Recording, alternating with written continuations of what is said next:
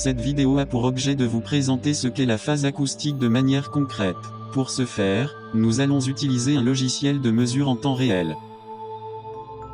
Dans la fenêtre du haut, on aperçoit le déploiement de la phase. Cette courbe est une ligne continue, même si celle-ci semble interrompue dans sa représentation. Cette courbe va nous indiquer les écarts de temps entre les signaux mesurés. À gauche, la valeur en degrés qui s'affiche ici de 120 degrés à plus 180 degrés. La valeur de référence s'y situe à 0 degrés. En bas de la fenêtre de phase, s'affichent les fréquences. Ici est affichée la plage de 15 Hz à 250 Hz. La fenêtre du bas intitulée Magnitude est la représentation de l'amplitude sur le plan fréquentiel. C'est-à-dire la quantité d'énergie sonore en fonction de la fréquence. À gauche de la fenêtre, l'échelle en dB. En bas l'échelle en fréquence. La valeur de 0 décibel est le niveau nominal de référence. Elle permettra de quantifier si nous avons du gain ou une atténuation du signal de départ. La qualité de restitution de l'enregistrement est directement impactée par deux notions essentielles qui sont liées, l'amplitude et le temps. Le logiciel de mesure va permettre de quantifier de manière concrète ces deux notions. L'amplitude et le temps de propagation ont une influence sur la perception du son. Ici nous allons simuler la mise en phase de votre sub et de vos enceintes. Dans cet exemple, nous faisons le choix de couper les enceintes à la fréquence de 50 Hz. Dans la fenêtre de magnitude, la courbe affiche la réponse de l'enceinte filtrée à 50 Hz. À présent, nous superposons la réponse en fréquence du sub en vert, et celle de l'enceinte, à présent en rouge.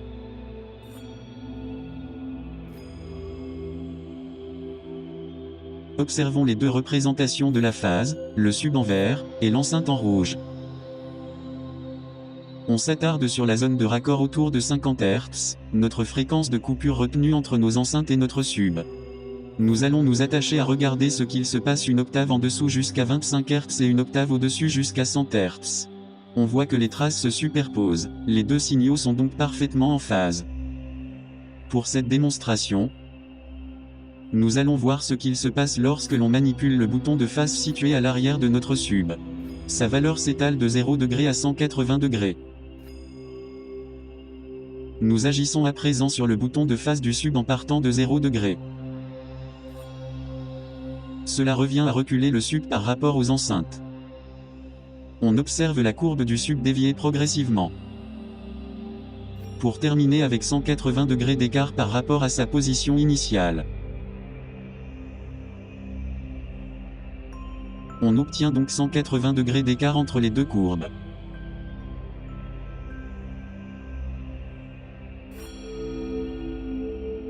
Mais à l'écoute, que se passe-t-il ?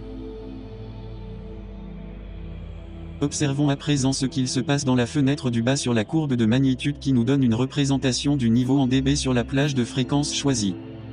Pour ce faire, nous allons mesurer la sommation des deux signaux, sub plus enceinte.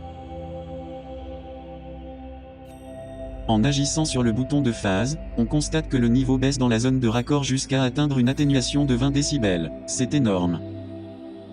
Vous avez donc compris que le rapport de phase, c'est un écart de temps qui a une influence sur le niveau obtenu lors de la sommation des signaux. Par conséquent, lorsqu'un système de calibration automatique va caler les distances des enceintes avec le sub, toute erreur pourra s'avérer désastreuse sur la restitution à l'écoute. En effet, si le système applique un retard non approprié entre les enceintes avant et le sub, on obtiendra un creux dans la zone de raccord. À l'écoute, vous perdrez de la percussion, de la rondeur.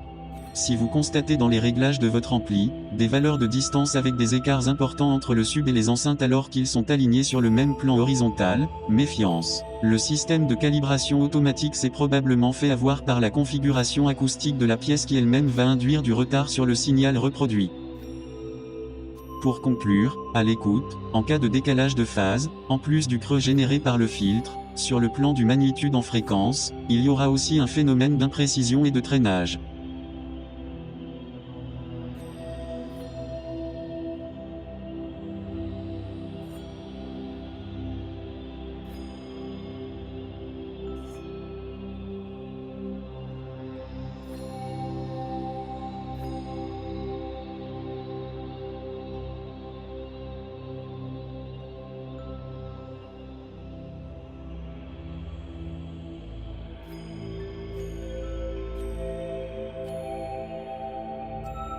Merci d'avoir suivi cette présentation. Bonne écoute et à bientôt.